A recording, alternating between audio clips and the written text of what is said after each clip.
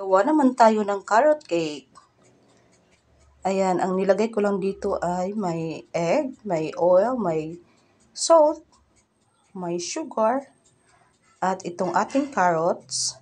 And then ito naman is all-purpose. And then nilagyan ko lang ng cinnamon and nutmeg, baking powder and baking soda. Ayan. Mix mo lang. After 1 hour ay naluto na siya. Pasensya na guys at hindi ko ma-share ang right measurement ng aking carrot cake. Hindi ko pa kayang bitawan ang aking recipe. Char. Kung may walnut naman kayo guys ay pwede nyo namang gamitin yon. Ito namang sa akin ay generic lang. Branded kasi yung walnut kaya ito lang muna yung peanut na gagamitin natin. Happy naman ang kakain ito. Ito kasi sa amin sa Villaba guys ay bihira mo lang makakita yung mga nuts na mga sosyalon ba. Kailangan pa naming bumahe ng mahigit 1 oras sa Ormoc para hanapin yung mga ganyang mga nuts. Madali na rin pag happy peanut yung gagamitin natin kasi wala nang balat. Dikdikin mo na lang, pinuhin, tsaka pwede mo nang i-apply sa cake mo. At ayan guys, hindi na ako nag-crumb coating, diretso na lang makapal na icing kasi lalagyan naman natin yung body niya ng nuts. Gumamit lang ako ng piping bag tsaka binutasan yung dulo. Kami lang rin ang kakain nito kasi may birthday sa pamilya namin.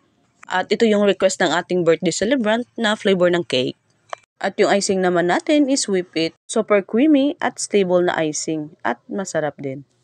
Medyo pricey ang mga ingredients natin kaya di jud magpalabig hangyo da customer. Kay unsa ba na? Hindi madali ang gumawa ng cake, nagkakasakit na rin kami. At yan guys, hindi ko pa hiwaan yung cake. Nilagyan ko lang ng kanang hiwa ba kay para basta ganyan ba para malagyan natin ng parang design na carrot dyan sa top. Ayan, nilagay ko na ang nuts. Hindi siya masyadong dumikit kaya gumamit ako ng comb scraper para dumikit yung mga nuts ba. Kapag itong cake ang ipakain natin sa bata ay healthy kasi siksik yung carrot na nilagay ko dyan. Madami-dami. At hindi rin nila malalasahan yung carrots. At ayan, in-scrape ko lang yung mga excess ng peanuts para isablig na itong utol dyan sa body ba ng cake. At pagkatapos nagkulay lang rin ako ng orange para lagyan ng carrot effect dyan sa top. At gumamit lang ako ng tip na may number 6. Yung plain lang ba guys. Yung kulay naman ng icing natin dyan is ginamitan ko lang ng yellow at red. Para naman sa ulo-ulo ng ating carrots na may green yun ba. Unsa kuno to?